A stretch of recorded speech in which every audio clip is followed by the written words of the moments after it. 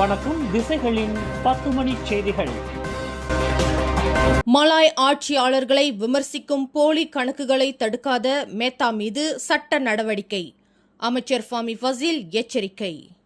Malay ஆட்சியாளர்களின் அமைப்பை விமர்சிக்கும் மோசடி தொடர்பான உள்ளடக்கங்களை வெளியிடும் போலி கணக்குகளின் இருப்பை கட்டுப்படுத்துவதில் சமூக ஊடக ஜாம்பவானான மேத்தா நிறுவனம் தொடர்ந்து தவறியது நிரூபிக்கப்பட்டால் அந்நிறுவனத்திற்கு எதிராக சட்ட நடவடிக்கைகளை மேற்கொள்வது குறித்து அரசாங்கம் பரிசீலிக்க உள்ளது. இந்த விவகாரத்தில் பல்வேறு நடவடிக்கைகள் மீளாய்வு செய்யப்பட உள்ளதாக அரசாங்க செய்தி தொடர்பாளரும் தொடர்புத்துறை அமைச்சருமான ஃபாமி ஃபசில் தெரிவித்துள்ளார். மேலும் மலேசியாவில் சமூக ஊடக பயனர்களுக்கு பாதுகாப்பான சூழலை உறுதி செய்யும் நோக்கில் மேத்தா நிறுவனம் மலேசிய தகவல் தொடர்பு மற்றும் பல்லூடக ஆணையமான MCMC-யுடன் ஒத்துழைப்பை வழங்கும் என்ற நம்பிக்கையையும் அவர் வெளிப்படுத்தியுள்ளார். இந்நிலையில் அவதூறு பரப்பும் போலி கணக்குகள் டிக்டாக் மற்றும் இன்ஸ்டாகிராம் போன்ற பிற தளங்களிலும் காணப்பட்டாலும் கூட குறிப்பாக Facebook தளத்தில்தான் இவை அதிக அளவில் உள்ளதாகவும் ஃபாமி ஃபசில் குறிப்பிட்டுள்ளார். இதன் காரணமாகவே மேத்தா நிறுவனத்திற்கு நோட்டீஸ் அனுப்பப்பட்டுள்ளதாகவும் அவர் தெரிவித்துள்ளார். மலேசியாவில் மலாய் ஆட்சியாளர்களின் அமைப்பானது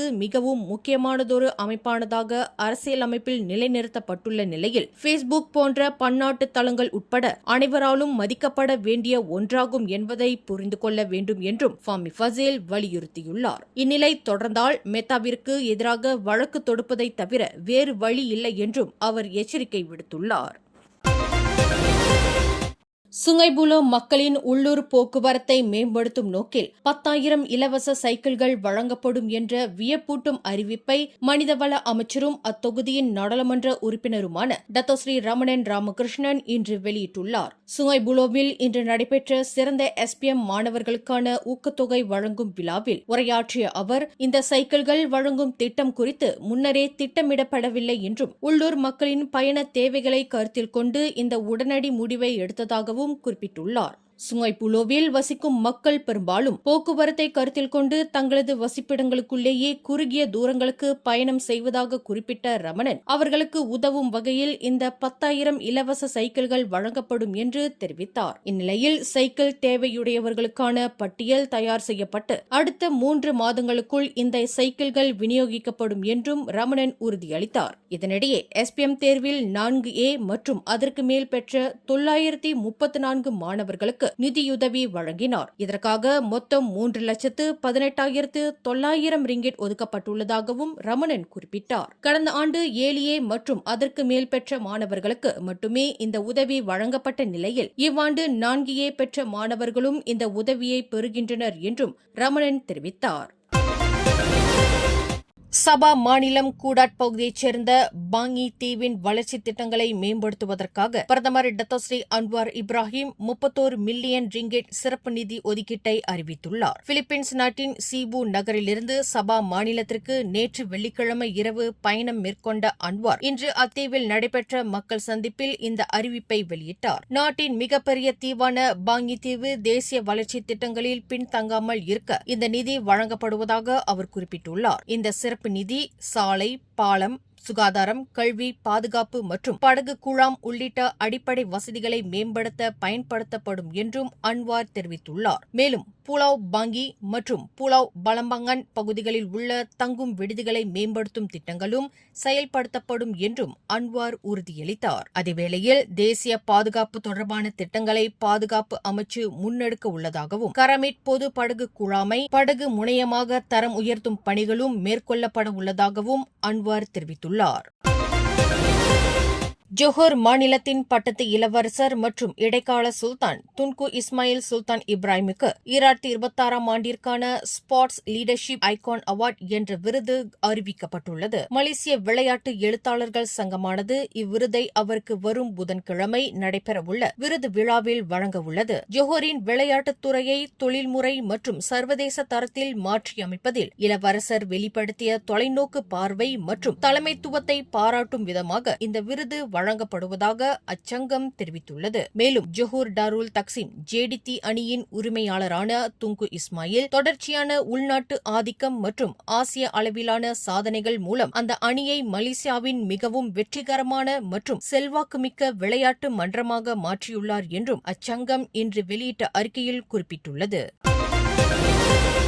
சபா மாநிலம் கூடாட் புலாவ் பாங்கி பகுதியைச் சேர்ந்த 8 வயது சிறுவன் ஷாம் ஆரிஸ் ராயன் அப்துல்லா தானும் ஒருநாள் பிரதமராக வேண்டும் என்ற தனது கனவை கடிதமாக எழுதி பிரதமர் டத்தோஸ்ரீ அன்வார் இப்ராஹிமிடம் இன்று நேரில் வழங்கிய சம்பவம் அப்பகுதியினரின் கவனத்தை ஈர்த்துள்ளது. எதிர்காலத்தில் அன்வாரைப் போல நாட்டின் பிரதமராக வேண்டும் என்ற தனது ஆசையை ஷாம் ஆரிஸ் தனது நண்பர்களிடம் பகிர்ந்தபோது சிலர் அதை கேலியாக எடுத்துக் கொண்டதாக கூறப்படுகிறது. எனினும் மனம் தளராத அவர் தனது விருப்பத்தை தாயார் நோர் சக்கீனா ஜுனைடியிடம் தெரிவித்ததுடன் அதை கடிதமாகவும் எழுதியுள்ளார். இந்நிலையில் அன்வார் இன்று புலாவ் பாங்கி பகுதிக்கு வருகை தந்தபோது தாயாருடன் அங்கு வந்திருந்த ஷாம் ஆரிஸ் அக்கடிதத்தை அவரிடம் நேரில் வழங்கினார்.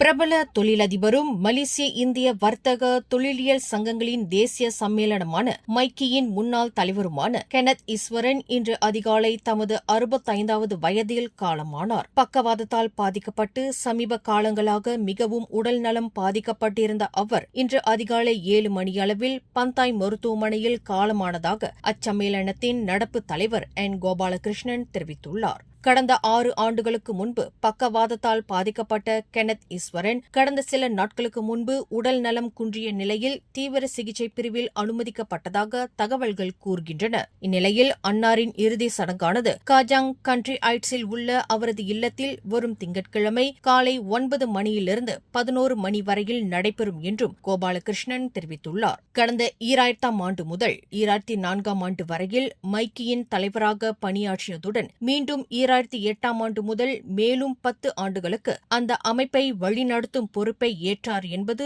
குறிப்பிடத்தக்கது. Sunshine Kids, the place where your kids shine, the fastest growing, award-winning, best preschool chain in the town.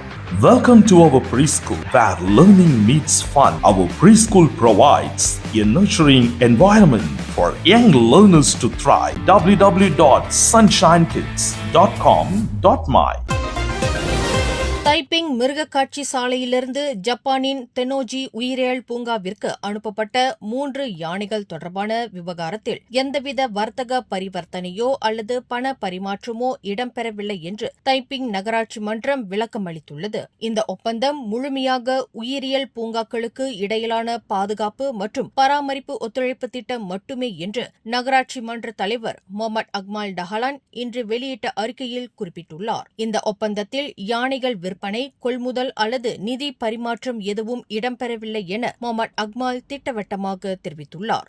யானைகள் இடமாற்றமானது இரு நாடுகளுக்கு இடையிலான வர்த்தகம் என சமூக ஊடகங்களில் கூறப்படும் ஊகங்கள் அனைத்தும் முற்றிலும் தவறானவை என்றும் அவர் தனது அறிக்கையில் குறிப்பிட்டுள்ளார்.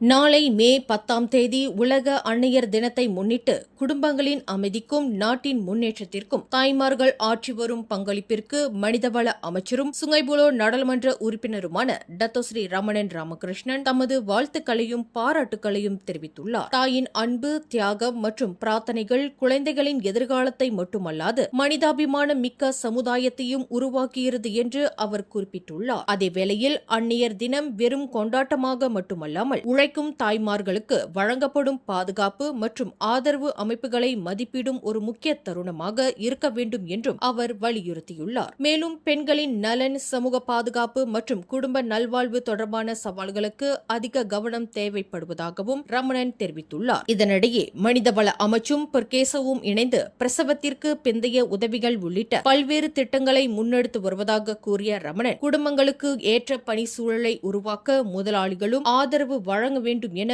அழைப்பு விடுத்துள்ளார். மேலும் ஒரு தாயின் நல்வாழ்வே நாட்டின் உண்மையான உற்பத்தி திறனின் அடித்தளம் என்றும் ரமணன் குறிப்பிட்டுள்ளார்.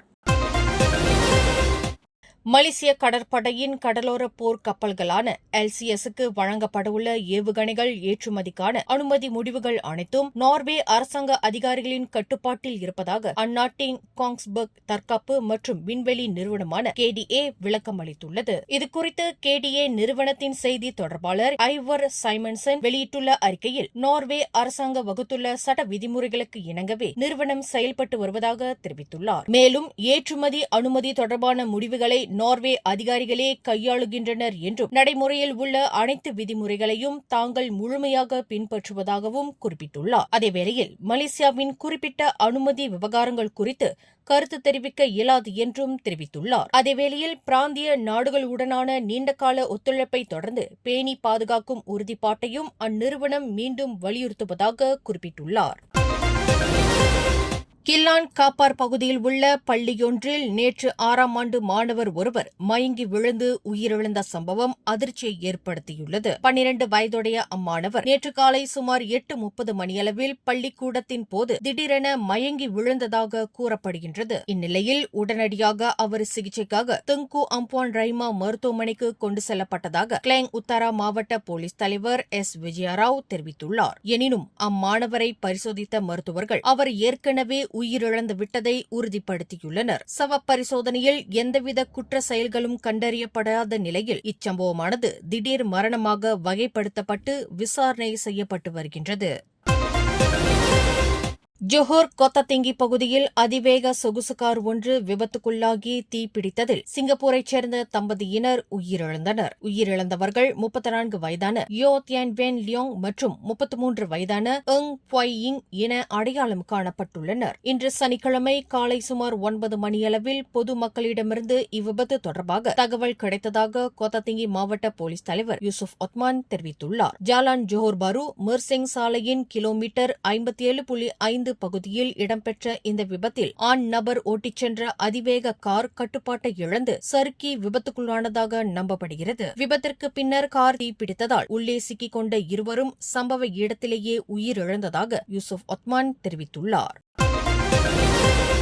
ஆக்ஸ்பில் இனத்தைச் சேர்ந்த அரிய வகை கடலாமை ஒன்று மலாக்கா மாநிலம் பெங்காலான் பாலா கடற்கரையில் கரை ஒதுங்கிய நிலையில் கண்டுபிடிக்கப்பட்டுள்ளது. நேற்று பிற்பகல் சுமார் 3:30 மணியளவில் இறந்த நிலையில் கிடந்த அந்த ஆமையை கண்ட அப்பகுதி மக்கள் அதிகாரிகளுக்கு தகவல் அளித்தனர். ஆக்ஸ்பில் வகை ஆமையானது உலகளவில் மிகவும் அபாய நிலையில் உள்ள அரிய கடலாமை இனங்களில் ஒன்றாக கருதப்படுகிறது. பவளப்பாறை சூழலின் சமநிலையை பாதுகாப்பதில் முக்கிய பங்காற்றும் இந்த இனத்தின் எண்ணிக்கை மீன்பிடி வலைகள், கடல் மாசுபாடு மற்றும் சட்டவிரோத வேட்டை காரணமாக குறைந்து வருவதாக சுற்றுச்சூழல் ஆர்வலர்கள் எச்சரித்து வருகின்றனர். இதனிடையே இறந்த ஆமையானது ஆண் இனத்தைச் சேர்ந்தது என்றும் அதன் ஓட்டின் நீளம் 80 சென்டிமீட்டர் மற்றும் அகலம் 72 சென்டிமீட்டர் இருப்பதன் அடிப்படையில் சுமார் 10 முதல் 15 வயதுக்குள் இருக்கலாம் என்றும் மலாக்கா மாநில மீன்வளத்துறை இயக்குநர் சௌஃபி எஃப்என்டி தலிப் தெரிவித்துள்ளார்.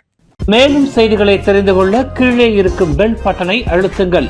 உங்கள் மகிழ்ச்சியை வெளிப்படுத்த லைக் மற்றும் ஷேர் செய்யுங்கள். தொடர்ந்து திசைகளோடு இணைந்திருக்க சப்ஸ்கிரைப் செய்யுங்கள்.